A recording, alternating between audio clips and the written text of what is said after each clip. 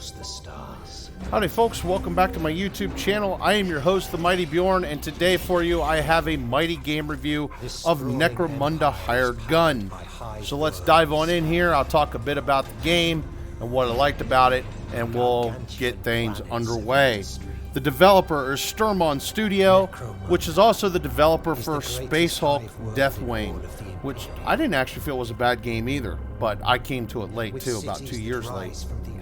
The publisher is Focus Home Interactive. It was released on PlayStation 4, Xbox One, PlayStation 5, Xbox X, and PC. So if you're on Mac or if you're on Nintendo Switch, well, sorry, but get fucked. And it was released on 6/1/2021.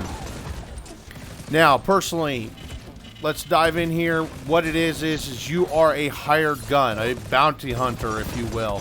And you're going through and you're trying to get the bounty hunter for a person goes by the name of the Silver Talon. And in the process, you kind of rub different various gains in the other Underhive the wrong way, as well as, well, oddly enough, you actually also help those gains in some of the secondary missions. So kind of interesting there how they did that itself. There's a lot of different factions in the game that you can work with, and through the various different missions you can work with them, and essentially as you're doing missions you make money. With that money you can upgrade your character with cybernetics, you can upgrade your cyber dog with cybernetics, you can upgrade your weapons, stuff like that, buy equipment. So it's kind of got some RPG elements to it, even though it is a high mobility first person shooter. Now let's dive in here and I'll tell you what I liked about the game. The game, I feel, actually features pretty damn good graphics, honestly. Sometimes this game, in my opinion, is better than some of the shit I seen in Cyberpunk 2077, and which was in development for too fucking long.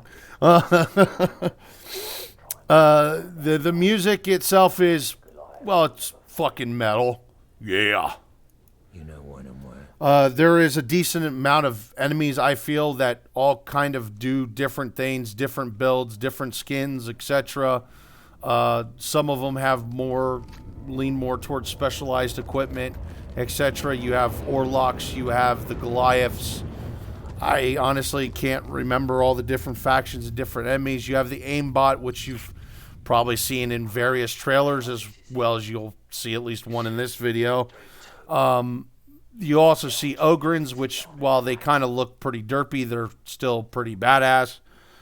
Which you have three different flavors of Ogrin. You have the regular stock Ogrin. You have the an up armored Ogrin, and then you have an Ogrin that shoots thunderbolts out of his ass. And then you also have Gene Stealers, and fuck these things with a pineapple. They are really fucking hard in this game. I thought they were bad enough in Space Hulk Deathwing. The atmosphere, I feel, is great. It feels like the Underhive, you know, and there's different types of relics and different type of lore items to find, things of that nature. And honestly, it feels right. It's always what I've imagined the Underhive to be, in all honesty, from reading like Warhammer 40k books. And by the way, folks, I'm a fan of the tabletop Warhammer 40k game. I've never played the Necromunda tabletop before, so I really didn't even know what I was diving into when I got in this game, except for the fact that it was set in the Warhammer 40k universe, and I feel they've actually done a decent job from what I can tell. The shooting mechanics are great, as well as the sounds. Now, there's one reason I'm going to kind of highlight this, is because over the past 2 months, they were releasing trailers of the different weapons, how they react, how they sounded, things of that nature. And honestly, yes, I was one of those guys that kind of right away jumped on their shit about some of the different weapon sounds, especially the one for the bolter. I really went rage monkey on the bolter, because once again, I'm a fan of Warhammer 40k, and I was disappointed in the sound of the bolter in the trailer. And I have to definitely tip my hat off to Streum On Studio. They took that feedback into heavy consideration, and they actually made changes to how the weapons work, react, and etc. in game. And it was definitely, in my opinion, quite pleasing that they were so quick to make those changes.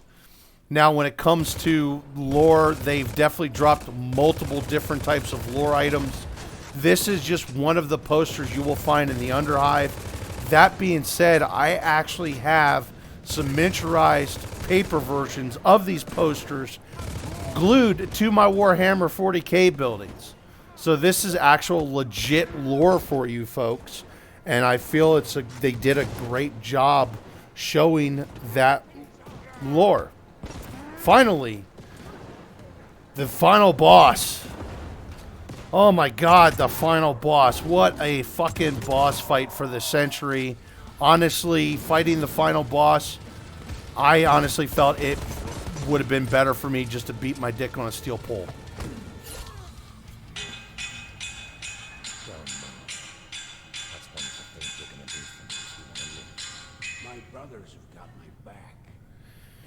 There is a lot of different factions in the game as well, with definite room to expand on the game, add a DLC, maybe add some new missions, etc. to the game. So there's definitely a lot of things that they can still do to Necromunda Hired Gun, and honestly, I kind of like that. It's especially for the price tag. I'll dive into that here in a little bit.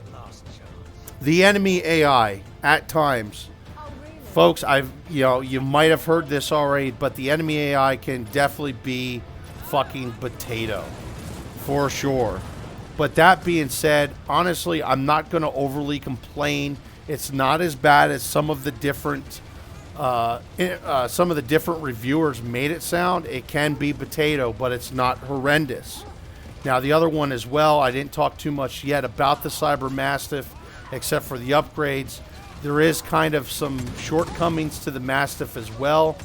I felt the Mastiff could be handled a little bit better, especially when it comes to pathing. However, I do have to admit, the one cool thing is to see the Mastiff go from absolute potato to absolute cruise missile in fucking 0.5 seconds. I mean, just out of nowhere, just goes absolute cruise missile on someone. And it is awesome to watch. Now, one thing I'm going to mention about, too, is the inventory system. There is different types of chests and equipment that you can pick up while you're playing through the different missions. And because of how they did things, you can pick up the items, but you really can't see the stats of the items. And not having an actual in-game tutorial system was definitely kind of confusing. So it's definitely really confusing how they did the chest system. Especially, because most gamers are going to be familiar with it compared to a real chest. That being said, all in all, I do feel that the game does need a bit more polish. However, all that being said, you're not paying for a AAA price tag for the game. And all in all, I do have to say, I fucking really enjoyed Necromunda Hired Gun. And there's definitely nothing to say here.